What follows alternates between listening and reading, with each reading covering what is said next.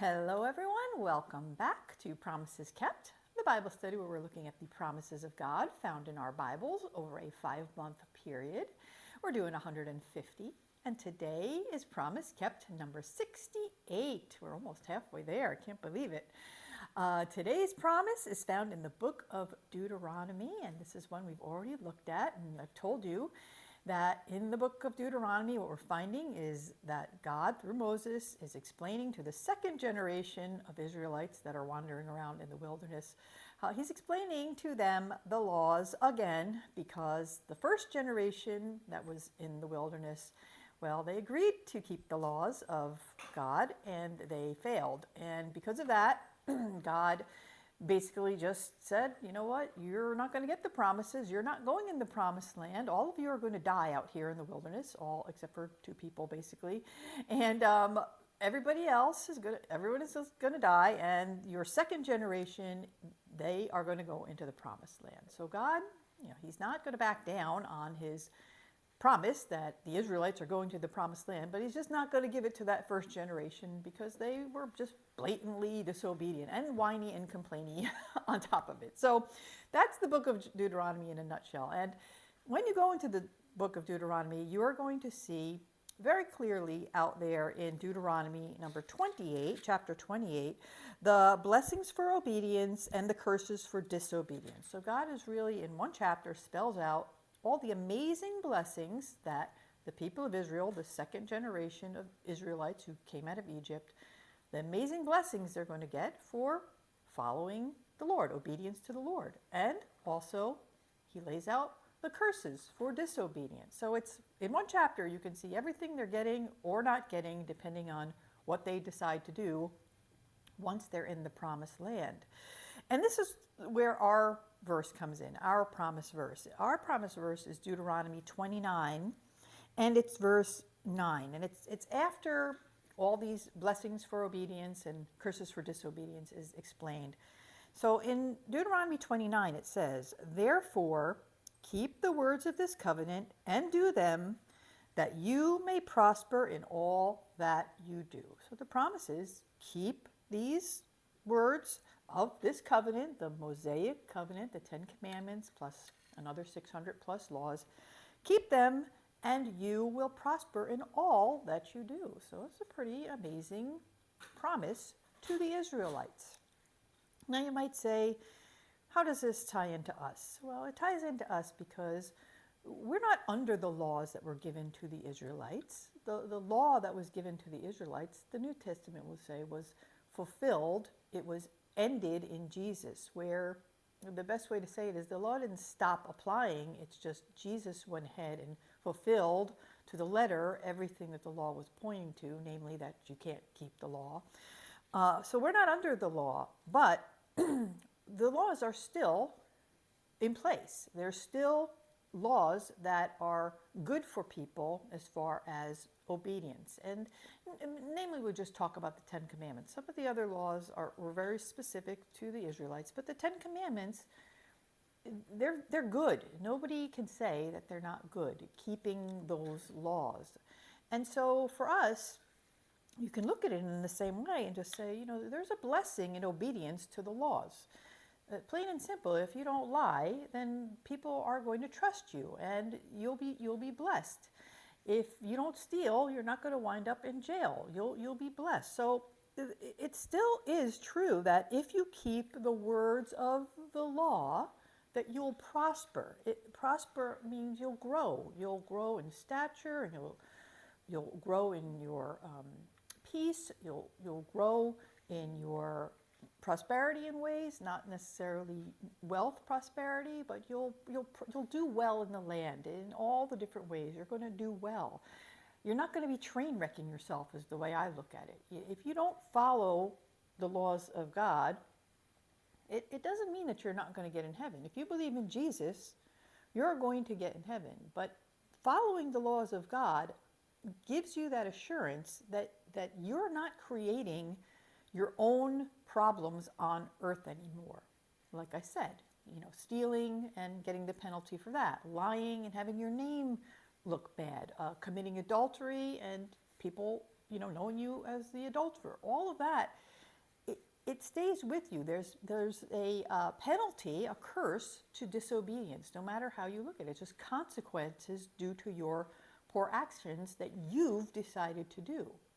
On the earth, as a Christ follower, bad things are going to happen to you. But if you decide to stay obedient to God, the things that he says in the Bible, not just the 10 Commandments, but the things outside of there, which apply to all people, you will prosper. You're not going to train wreck yourself. You won't be doing it. Other things might happen, but they won't be happening by your hand. So that's the way to look at it for us, that you may prosper in all that you do. Just stick with what God says and do that out of your love for what Jesus already did for you. You're not staying obedient in order to get something. Here, the Israelites were staying obedient in order to prosper in the land. They were staying obedient. They should have been staying obedient to get the promised land. There was an if-then to it. Thankfully, because we're not under the law anymore, there is no if-then. There's no more you have to do these things and then you get heaven. It's grace. It's nothing but grace. Jesus already did the work that gets us in heaven, so all you have to do is believe in Jesus. But after you believe in Jesus, you love him and you know that he's for you good because he hung on the cross for you. So after the fact, out of love for him and out of love for yourself, really, you stick to what he says to do. You're obedient to the words of the Bible so that you're honoring him, what he did on the cross, and you're not train wrecking yourself by doing ridiculous things that go against God, which, everybody thinks, oh, God's a big killjoy. Well, no, these things that are set out are for you, for your benefit. It doesn't benefit God, except for that you're not sinning, for you to not lie. It benefits you for you to not lie. Your life is better if you don't lie. Your life is better if you're not covetousness, if you're not coveting things all the time, always desiring more, if you have a grateful heart and you're not desiring more. Your life benefits. So, yes, God doesn't want anyone to sin because he wants the fellowship between you and God to be pure, but really those commandments, and they're all for you, for us to just do better, to prosper on the earth. So I think it's just a good promise that's obviously to the Israelites, but it is good for us to see it too in a spiritual way, that obedience to the Lord after the fact is always good. He's already done the work for us on the cross. We're getting into heaven, and because of that, because we love him, then we're obedient. Now, I just want to talk a little bit about this, because I've talked about all this before, the Mosaic covenant that the Israelites were supposed to be following, and now I'm showing you where in the Bible you can see where God says the blessings and curses of following him or not following him. And part of the curses I've talked to you about says that that if they don't follow, they're going to be besieged and they're going to be taken out of the promised land. That's a pretty terrible curse, considering how much they've been enduring now in the wilderness to get into the promised land. So that's one of the curses, is you're not going to get to stay in the promised land. Invading nations are going to come and they're going to wipe you out, and some of you are going to be taken off to captivity. So it's just horrible. I mean, it's horrible. So in chapter 29, the curses were laid out. The blessings and curses are in 28, but in 29, where our verse was number 9. After that, I hate to say it, but you can see that God predicts that they're going to be disobedient and they're going to be kicked out of the promised land, which is just, it's so sad, but God is outside time, and he knew they weren't going to follow, and he just tells them in 29, you're not going to do it, and here's what's going to go on. So if you just go to verse 22, it says, it's saying this after it's saying that people have decided that they're not going to follow him. They're not going to follow the Lord. It says, and the next generation, your children who rise up after you, and the foreigner who comes from a far land will say, when they see the afflictions of the land and the sickness of which the Lord made it sick, because they didn't follow, all the curses are playing out and people are seeing it, and everybody's saying this, But it says the whole land is burned out with brimstone and salt, nothing sown and nothing growing. It's just desolate. Everything's been wiped out of Israel. God's predicting this is what's going to happen, where no plant can sprout, an overgrowth like that of Sodom and Gomorrah, Adam and Zeboim,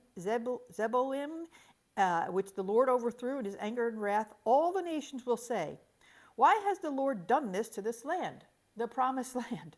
What caused the heat of this great anger? The people will then say, this is the people of Israel. They're going to, when everything happens that God's predicted, they're thrown out of the promised land. The promised land's left desolate because they couldn't follow him. The people of Israel will say, it's because they abandoned the covenant of the Lord and the God of their fathers, which he made with them, and when he brought them out of the land of Egypt, and went and served other gods and worshipped them, gods whom they had not known and whom he had not allotted to them. Therefore the anger of the Lord was kindled against this land, bringing upon it all the curses written in this book, in chapter 28. And the Lord uprooted them from their land in anger and fury and great wrath, and cast them into another land, as they are this day.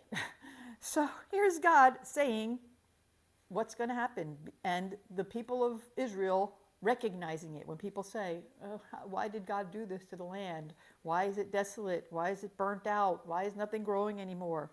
The people of Israel are going to say, it's because we didn't follow him. It's because we went after other idols. It's because everything that he said was going to happen in Deuteronomy 28, we decided to not obey, and so now we're cursed and we're kicked out of the land. So it's like a spoiler alert, and then you go through all of Judges and Joshua and Judges and all the kings, and you're like, oh my gosh, why aren't they following? Why aren't they following? And if you had read this here in chapter 29, well, they're not going to follow and they're going to get kicked out. It's just the end of the book was already written when God told them about what was going to happen to them if they disobeyed. He already knew they were going to disobey.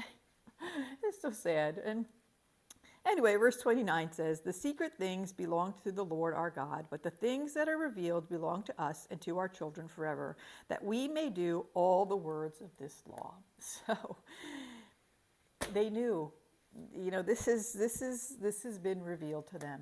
And so with that, you can say, there's nobody to blame but the Israelites. When people read the Old Testament, they say, oh my gosh, God was so terrible. He was just terrible. Why can't he be like Jesus? Listen, it's the same God today, yesterday, always. And God in his mercy laid out all this to them, what would happen, and he told them, and I even know you're not going to do it, and yet I'm still going to give you a chance.